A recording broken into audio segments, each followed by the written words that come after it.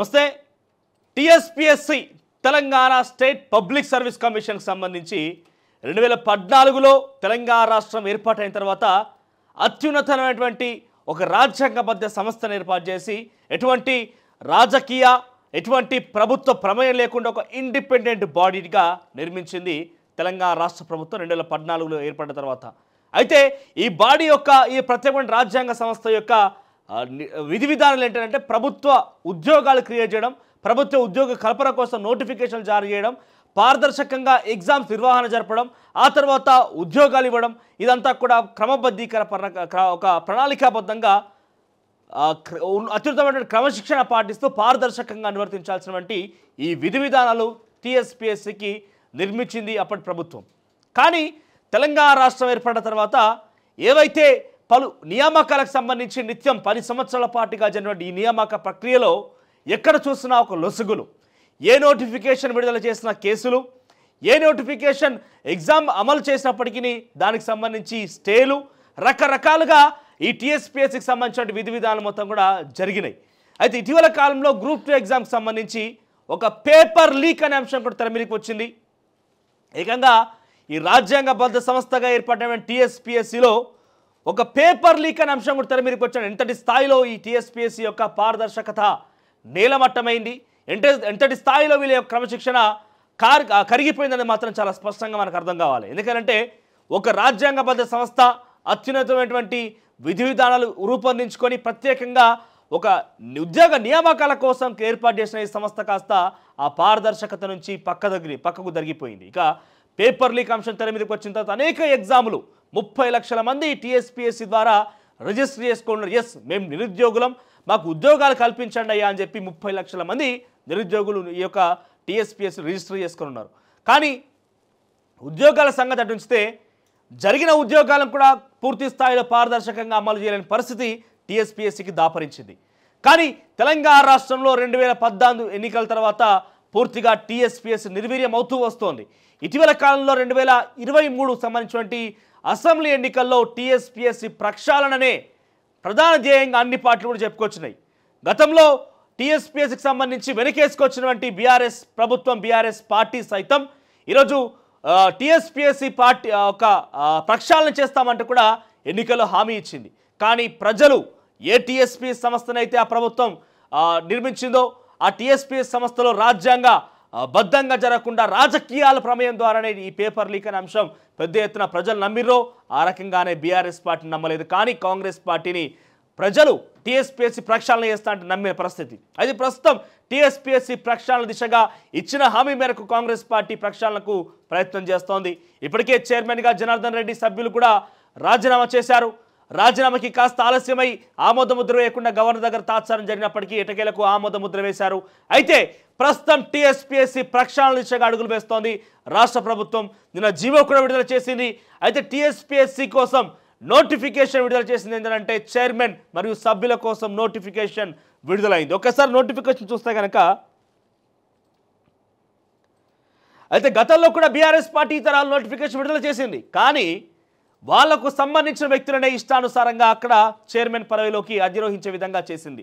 అయితే గతంలో ప్రొఫెసర్ గంటా చక్రపాణి దానికి చైర్మన్గా వ్యవహరించారు. ఆ తర్వాత జనార్దన్ రెడ్డి ప్రస్తుతం రాజీనామా చేసిన ఆయన. అంటే అందులో సభ్యులకు సంబంధించి తర్వాత చైర్మన్ నియామకం యొక్క విషయంలో కూడా అనేక ఆరోపణలు కూడా ఎదుర్కొన్న పరిస్థితి బీఆర్ఎస్ పార్టీ. మరి ప్రస్తుతం నోటిఫికేషన్ విడుదల చేసిన ఒకసారి నోటిఫికేషన్ చూద్దాం. ఆ తర్వాత దానికి సంబంధించి ఆకునూరి మురళి ఐఏఎస్ ఎందుకు రేస్లో ఉండాల్సి వస్తుంది, ఏ రకంగా మనం కూలంకషంగా మాట్లాడుకునే ప్రయత్నం చేద్దాం. ముందుగా ఈ నోటిఫికేషన్ చూస్తే కనుక right, notification calling for applications for the post of chairman or members of Telangana state public service commission. So the chairman మరియు మెంబర్స్ కోసం నోటిఫికేషన్ విడుదలైంది. Article 316 of Constitution of India provides that the chairman and the other members of the State Public Service Commission shall be appointed by the government of the state. అంటే ఇక్కడ రాష్ట్రానికి సంబంధించిన public service commission నియామకాల కోసం governor యొక్క ఆధీనంలో ఈ యొక్క నియామకం జరుగుతుందనేది ఈ నోటిఫికేషన్ మనం చూస్తున్నాం. ఆ తర్వాత it is proposed to fill up the vacancies of chairman and members of Telangana state public service commission. రాజ్యాంగ సంస్థ భారతదేశ రాజ్యాంగ ప్రకారంగా ఆర్టికల్ 316 ప్రకారంగా ఈ నియామకం చేపడుతున్నాం. It is regarding for the purpose of the appointment of the chairman members among others. It is also proposed to invite applications for from interested persons who fulfill the eligibility criteria prescribed in the Constitution of India and Telangana State Public Service Commission Regulations 2014. ఈ నియామకం ద్వారా eligibility criteria కూడా రాజ్యాంగబద్ధంగా రాజ్యాంగంలో పొందుపరిచిన విధంగా ఆ తర్వాత Telangana state public service commission regulation act 2014 ద్వారా కూడా ఈ యొక్క ఎలిజిబిలిటీ క్రైటీరియా నిర్దేశించబడింది.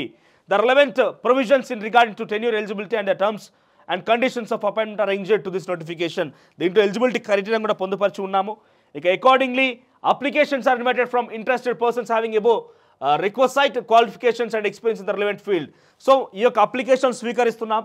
ఇక interested persons may download the prescribed application from the form from the website www.telangana.government.in. ఈ యొక్క వెబ్సైట్లో కూడా సైట్ ఉందని ఒకసారి వెబ్సైట్ చూద్దాం. ఒకసారి ఏముందో ఆ వెబ్సైట్లో. రైట్, ఇది ఆ వెబ్సైట్. ఈ వెబ్సైట్ నుంచి మనం ఫామ్ డౌన్లోడ్ చేసుకోవచ్చు అంట. ఎక్కడ ఉంది మన ఫామ్? రైట్, ఇక్కడ ఉంది ఆ ఫామ్. సో ఇక్కడ ఫామ్ ఉన్నది.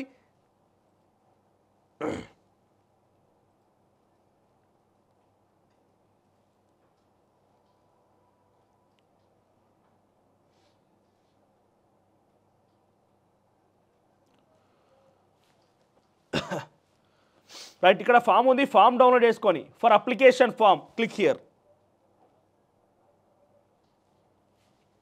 రైట్, ఇది application form. Address, permanent address, official, cadre or service, ఎప్పుడు పనిచేస్తారు, ఎక్కడన్నా పనిచేసిరా, దేనికోసం అప్లికేషన్ ఫామ్ ఇది? చైర్మన్ మరియు మెంబర్స్ కోసం. So date of appointment, date of retirement, education qualifications, ఆ తర్వాత ఎక్కడెక్కడ పనిచేసారు, డెసిగ్నేషన్ ఫ్రమ్ పీరియడ్, తర్వాత ప్రొఫెషన్, ఇవన్నీ కూడా సుమారుగా 3 పేజీలతో కూడిన అప్లికేషన్ ఫామ్ ఇక్కడ రెడీగా ఉన్నది. సో అప్లికేషన్ ఫామ్ మనం డౌన్లోడ్ చేసి ఈ అప్లికేషన్ ఫామ్ ద్వారా మనము మన యొక్క అప్లికేషన్ని ఫిలప్ చేసి దాని తర్వాత ఈ కింది వెబ్సైట్ ఏదైతే ఉందో SECY ఈ వెబ్సైట్లో మనం అప్లోడ్ చేయాల్సి ఉంటుంది. ఇది వెబ్సైట్.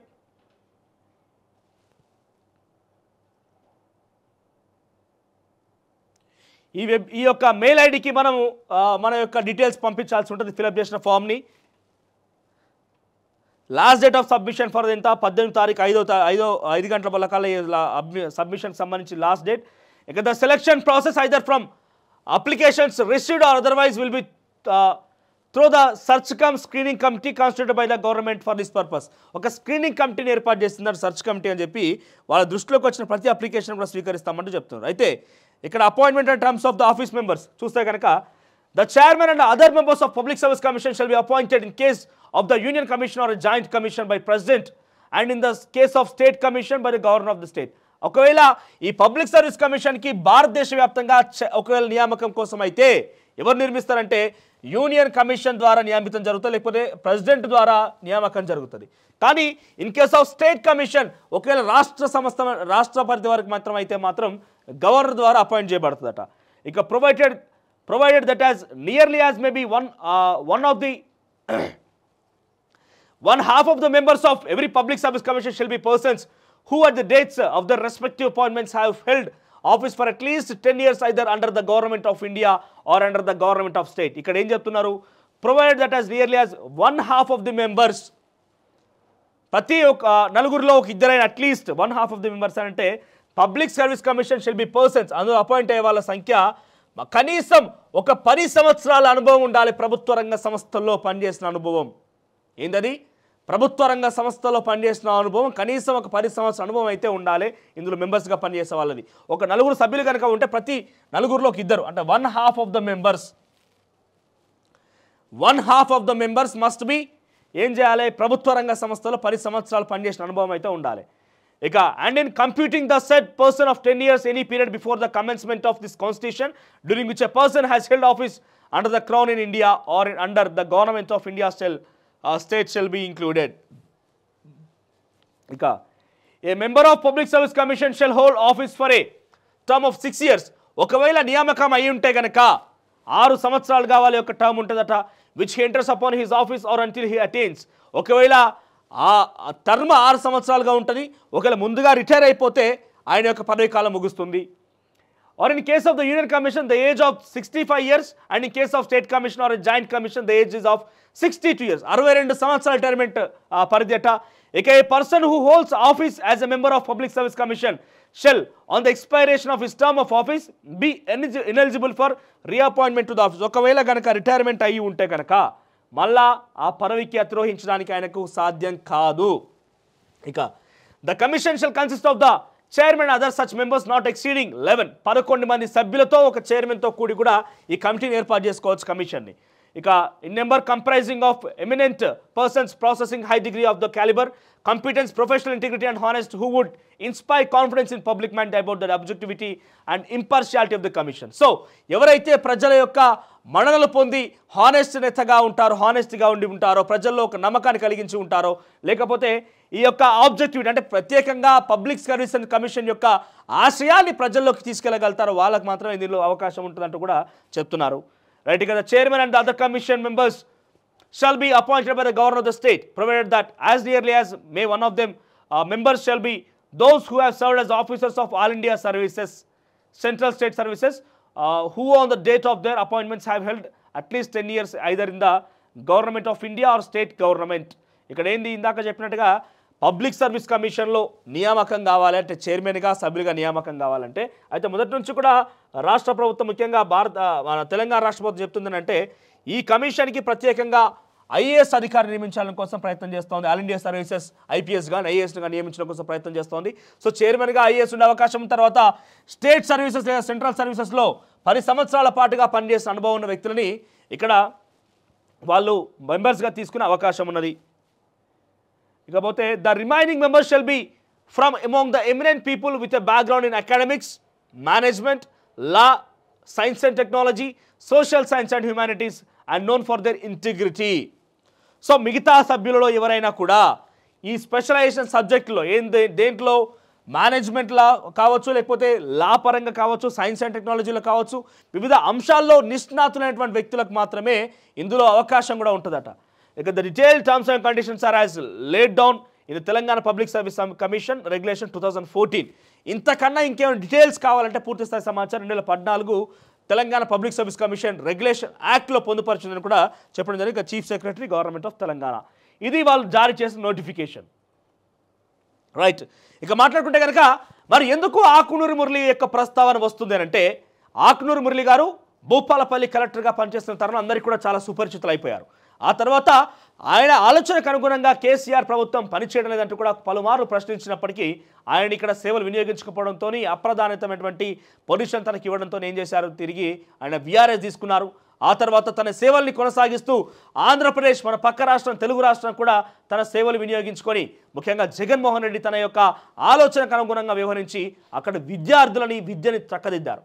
ఇప్పుడు మనం కనుక ఆంధ్రప్రదేశ్ విద్యార్థుల యొక్క ప్రభుత్వ విద్యాలయాలు చదువుకునే విద్యార్థులని తెలంగాణ రాష్ట్రంలో చదువుకునే ప్రభుత్వ విద్యార్థులు కనుక కంపేర్ చేస్తే డెఫినెట్గా ఇది బాధాకరంగా అనిపించినప్పటికీ చెప్పక తప్పదు. ఆంధ్రప్రదేశ్ విద్యార్థులను కూడా ప్రభుత్వ విద్యార్థులు అందరూ కూడా చాలా కొంత మేరకు విద్యలో కొంత అధిరోహించారు, కొన్ని ఘట్టాలు చేరుకున్నారు, కొంత గ్రేడింగ్లో కూడా కాస్త ముందంజలో. ఎందుకనంటే అక్కడ అధికారుల కనుసన్నలు అధికారుల సూచనల మేరకు జగన్మోహన్ రెడ్డి వ్యవహరించారు. దానిలో కీలక పాత్ర ఈ ఐఏఎస్ ఆకునూరి మురళి గారిది. అయితే ప్రస్తుతం టీఎస్పీఎస్సీ చైర్మన్ రేసులో ఆకునూరి మురళి ఉన్నారు. ఆయన గత కొంతకాలంగా తెలంగాణ రాష్ట్ర ప్రభుత్వాన్ని నిత్యం ప్రశ్నిస్తూనే ఉన్నారు. అనేక సామాజిక కార్యక్రమాల్లో పాల్గొంటున్నారు. నిరుద్యోగుల పక్షాలు నిలుస్తూ పోరాటం నిలుస్తున్నారు. అనేక మార్లు టీఎస్పీఎస్సీ ప్రక్షాళనకై డిమాండ్ చేసిన వ్యక్తుల్లో ఆయన చాలా కీలకంగా ఉన్నారు. ఒక మాజీ ఐఏఎస్ అధికారి, ఇప్పటికే వీఆర్ఎస్ తీసుకున్నారు ఆయన. అయితే దీనికి కావాల్సిన ఎలిజిబిలిటీ క్రైటీరియా అంటే ఒక ఐఏఎస్ అధికారి 10 సంవత్సరాల పాటుగా పనిచేసిన అనుభవం అయి ఉండాలి. అయితే మొదటి నుంచి కూడా కాంగ్రెస్ పార్టీకి నేరుగా ఆకునూరి మురళి సపోర్ట్ చేయకపోయినప్పటికీ రాజకీయాలకు అతీతంగా ఆయన ప్రభుత్వాన్ని ప్రశ్నిస్తూ వచ్చారు. నిరుద్యోగులకు అండగా నిలుస్తూ వచ్చారు.